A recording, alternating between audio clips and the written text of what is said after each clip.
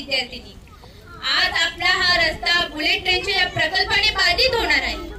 आज आम्ही हे 2 किलोमीटर अंतर सहज 20 मिनिट अंतराने पार करू शकतो, पण जेव्हा हा बुलेट ट्रेनचे प्रकल्प पूर्ण होईल तेव्हा आम्हाला 5 किलोमीटर अंतर जाऊन शाळेत जाणे लागेल आणि त्यामुळे आमचे 1-1.5 तास सहज वाया जाणार आहे।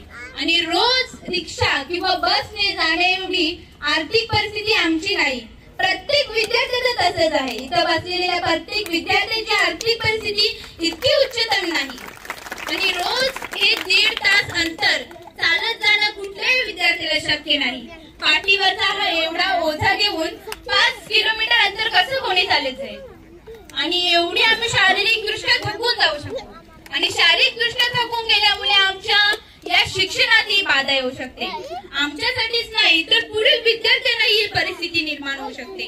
म्हणून मी विद्यार्थी प्रतिनिधी या नात्याने सांगत आहे की आमच्यासाठी हा रस्ता नाही कुठला तरी पर्यायी रस्ता उपलब्ध करून द्यावा की ज्यामुळे प्रत्येक विद्यार्थ्याचे येणे जाणं सोयीस्कर होईल। म्हणून तुम्हाला सर्वांना रस्ता पाहिजे ना पर्यायी? मग आम्हाला हा पर्यायी रस्ता पाहिजे, कारण प्रत्येक विद्यार्थ्याची एवढी मनस्थिती नाही की तो चालत जाऊ शकते। म्हणून मी विद्यार्थी नात्याने पुन्हा एकदा मागणी करत आहे की आम्हाला कुठला तरी पर्यायी रस्ता उपलब्ध करून द्यावा। धन्यवाद। हा जो रस्ता आहे हा खर्चिक तर आहे, वेळ वाया जाणार आहे, पण हा भयावह रस्ता आहे।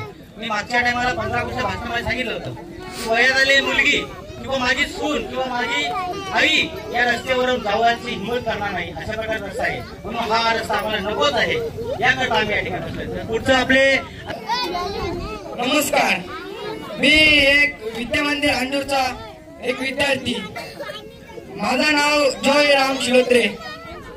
मी आता बुलेट ट्रेनच्या या रस्त्याबद्दल बोलणार आहे की शालेकरी विद्यार्थी जाण्या येण्यासाठी आम्हाला रस्ता द्यावा ही माझी नम्र विनंती।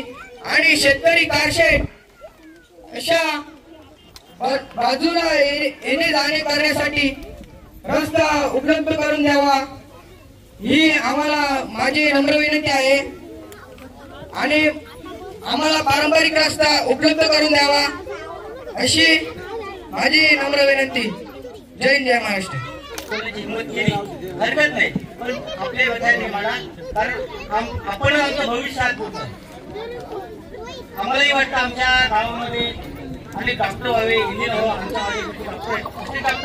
व्हावे, अनेक अधिकारी व्हावे, पण जर आमचा हा रस्ता आमच्या मुलांना अवघड केला, रस्त्यामध्ये काठी घातल्यासारखे होईल, आमचे कदाचित शिक्षण घेऊ नका हे आमच्या मुलांना आमच्या आईवडिलांना वाटेल। म्हणून आम्हाला ही व्यथा आमची शासनाकडे पोहोचली पाहिजे आणि निश्चितपणे हा आमचा रस्ता मंजूर घेतला पाहिजे। याकरता आंदोलन आम्ही शेवटपर्यंत लढायचं आहे। पुढे एकदा भारत माता की, भारत माता की जय। बुलेट ट्रेन काम बंद आंदोलनामध्ये सगळे प्रत्येक शेतकऱ्याच्या समस्येसाठी शेतकरी संघटना नेहमीच खंबीरपणे उभी असते आणि या ठिकाणी आपल्या आंदोलनाला पाठिंबा देण्यासाठी त्यांनी या ठिकाणी हजेरी लावलेली आहे। पण एक लक्षात ठेवा, पर्यायी रस्ता याचा अर्थ आम्हाला दूरचा नको, आमच्या जवळचाच पाहिजे, दूरचा पर्यायी रस्ता स्वीकारायचा नाही। त्यामधीलच उपोषणकर्त्या भगिनी आपला 2 शब्द मार्गदर्शन। आपला जो पारंपरिक जो रस्ता आहे तोच रस्ता आपल्याला पाहिजे आणि या गोष्टीवरच आपण ठाम राहायचं, कारण जो आता दुसरा पर्यायी रस्ता त्यांनी सुचवला आहे तो रस्ता खरोखरच आपल्यासाठी नाही तर या विद्यार्थी मुलींसाठी सुद्धा खूप भयंकर आहे, कारण आता भ्रूण हत्येचं प्रमाण खूप प्रमाणात वाढलेलं आहे। जर एखाद्या मुलीवर किंवा एखाद्या स्त्रीवर हा प्रसंग जर ओढला तर याच्यासाठी जबाबदार कोण ठरणार आहे? बुलेट ट्रेनवाले ठरणार आहेत का? नाही, त्यासाठी आपण हा आपला जो पारंपरिक रस्ता आहे तोच मिळावा याच्यासाठीच आपण इथे उपोषणाला बसलोय आणि गेल्या 1 वर्ष पूर्ण झालं आपली कमिटी याच्यासाठी झटते ह्या रस्ता हा मान्य व्हावा यासाठी, पण आपल्या वारंवार आश्वासनं देऊन ते लोक हा विषय पुढे ढकलतायत। आता सुद्धा या व्यासपीठावर साहेबांनी येऊन आपल्याला 1 महिन्याचा कालावधी दिलाय, मग परत आपण 1 महिन्यासाठी त्याच्यासाठी इथे बसणार आहोत का? तर नाही, त्यासाठी त्यांनी तत्काळ आपल्याला यासाठी मार्गदर्शन द्यावं आणि जो आमचा व्यवसाय जो होता पहिला रेती तो बंद करण्याचा शेती हा एकमेव असा व्यवसाय राहिलेला आहे आणि त्यासाठी सुद्धा तिथे त्यासाठी जो त्यांची ती भिंत बांधणार आहे, त्यामुळे तिकडे जाणाऱ्या शेतकऱ्यांना तिथे जाण्यासाठी रस्ता राहणार नाहीये.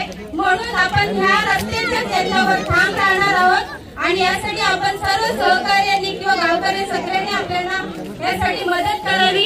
करण्यासाठी काही ऍक्टिव्हिटी केल्या जातील तरी कोणी कायदा हातात घेऊ नये, कारण एकाची इलिगल ऍक्टिव्हिटी सगळ्यांवर परिणाम करू शकते आणि आंदोलन चिरडलं जाऊ शकतं. तरी वारंवार सगळ्यांना विनंती असेल की आपण कायदेशीर मार्गाने आंदोलन करतोय, शांततेच्या मार्गाने आंदोलन करतोय, तर आपण कायद्याचा भंग करू नये. धन्यवाद.